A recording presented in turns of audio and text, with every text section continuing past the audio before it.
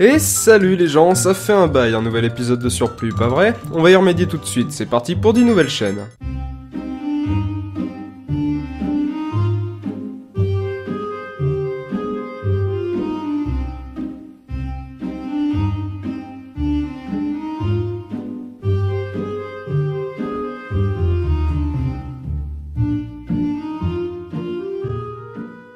En premier lieu, on a la chaîne d'Arcade et de son émission Script qui nous parle de jeux vidéo, mais à la différence d'une critique de Pseudoless ou d'une review de perles méconnues de certaines consoles présentées par Punky, Arcade a choisi de décortiquer les scénarios des jeux vidéo. Le principe est très simple et le format l'est tout autant. Arcade décortique point par point le scénario, puis il en vient à la critique de ce dernier. Le tout est fait avec de l'humour et on sent pas mal une inspiration Karim Debache, à moins que je me gourre.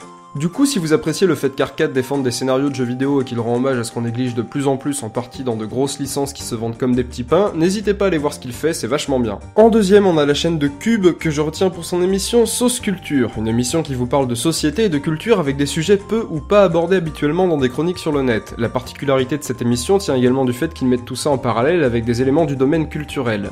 La maturité, les enfants, la théorie des genres, tout ce que je viens d'énoncer sont des sujets que vous pouvez trouver sur leur chaîne. Il y a beaucoup d'humour dans leurs vidéos, mais ce qui m'intéresse c'est plutôt le fond développé qui est vraiment très bien développé.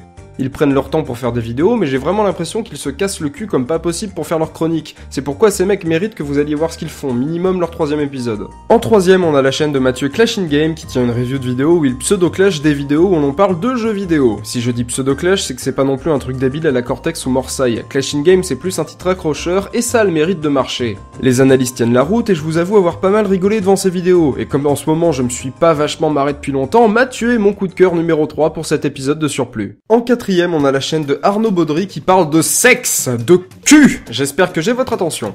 Alors, on va pas partir dans le graveleux ou autre, mais on va parler de Pornorama, une chronique consacrée à la pornographie et non pas à la cuisine. Oui, désolé si le titre vous a induit en erreur. Que ce soit pour parler de l'histoire de la pornographie et de ses différentes origines, les différentes thématiques en lien avec la pornographie, vous pouvez faire confiance à Arnaud. Et pour ceux qui espèrent voir des images chocs, je vous rappelle qu'on est sur YouTube et non sur YouPorn, donc le monsieur s'est débrouillé autrement. En 5ème, on a la chaîne de Cinefiles qui parle de cinéma avec des critiques comme on peut en trouver de nombreux autres sur YouTube. Ceci étant dit, je retiens quand même une particularité intéressante, le monsieur s'occupe également de faire des analyses de séquences vidéo. Que ce soit tiré d'une cinématique de jeu, d'un long métrage, d'un dessin animé, vous en avez pour tous les goûts. Un détail cependant, j'ai mis un peu de temps à m'habituer à la voix off, disons, particulière. Donc ne passez pas votre chemin sous prétexte que c'est un peu dérangeant au départ, en tout cas c'est mon ressenti mais c'est passé très vite. En 6ème, on a la chaîne de Exhaust et oh mon dieu, comment j'ai pu passer à côté d'un putain de critique qui déchire sa race en termes de jeux vidéo. Je déconne pas, je mets ce mec sur un pied d'égalité avec Pseudoless, et pourtant vous devez commencer à savoir que j'adule l'homme aux 3 petits chats. Exhaust, c'est totalement le genre de chaîne où j'ai vu les vidéos 10 fois de suite sans m'en lasser.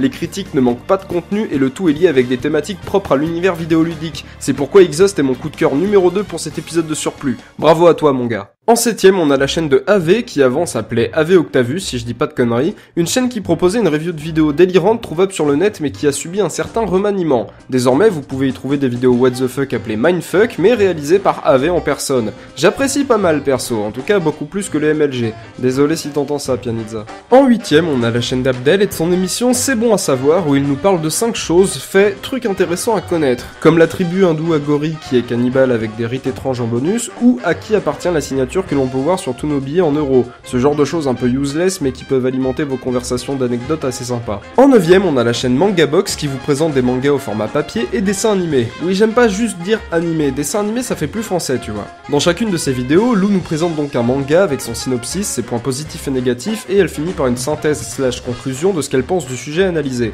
Rien de très sorcier, vous me direz niveau format, mais je suis surpris par le fait qu'elle soit si peu suivie malgré le fait que ces vidéos soient de très bonne facture au niveau de l'écriture. Et ça, c'est fort dommage. Allez donc y remédier, pendant ce temps-là, on passe à la 10ème chaîne et mon coup de cœur numéro 1. En 10ème, nous avons la chaîne de Janonymous et de son émission Mémons-nous, où Jeannot et Popol nous parlent de mèmes et donc de web culture. Que ce soit les mèmes qui touchent un pan de la pop culture en particulier, comme ceux sur le Seigneur des Anneaux, le Do Barrel Roll que j'ai du mal à prononcer, ou bien encore les Chuck Norris Facts, la variété et la franche rigolardise sont au rendez-vous dans un format qui, je vous le promets, ne vous laissera jamais de marbre. Plus qu'une émission de très bonne qualité, j'espère voir un jour en lui et son travail le point de référence en termes de culture même de la vidéosphère. Attention, je dis pas que des émissions comme la chronique facile de Mad Dog est moins bien pour ce qui est de parler de mèmes, juste que je préfère celle de Janonymous. C'est pourquoi je vous encourage chaudement à propager sa bonne parole, car il s'agit bel et bien de mon coup de cœur numéro 1 pour ce 9ème épisode de Surplus. Je vous remercie à tous d'être toujours si nombreux à vouloir découvrir de nouvelles chaînes, ça fait super plaisir. Comme vous le savez, si la vidéo vous a plu, vous pouvez la partager sur les réseaux sociaux, laisser un pouce vert ou un commentaire, vous abonner si ce n'est pas déjà fait. D'ici là, portez-vous bien et on se dit à la prochaine.